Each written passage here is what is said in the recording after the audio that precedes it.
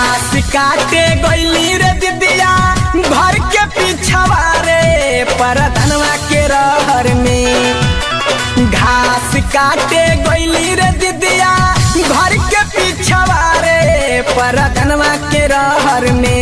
त वही मुखिया के रहर में तचोरवा टांग ले गई, तचोरवा टांग ले गइली दीदिया हमके गाँव के नहर में। अब न जाई बुरहर में, अब न जाई बुरहर में।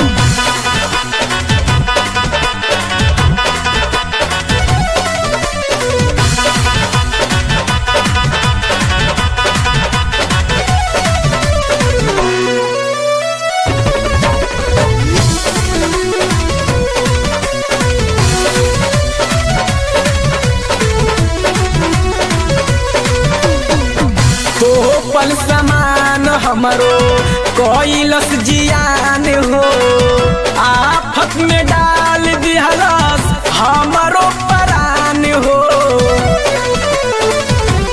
ए हो तो पल समान हमरो कोइलस जियान हो, आफत में डाल दिहलस हमरो परान हो। तूरी दिहलस बाली रे दीदिया भइल जिंदगिया जहर परधनवा के रहर में। तूरी दिहलस बाली रे दीदिया भइल जिंदगिया जहर परधनवा के रहर में।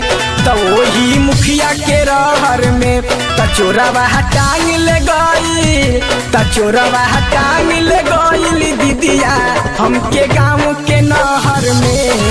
अब न जाई बुरहर में, अब न जाई बुरहर में।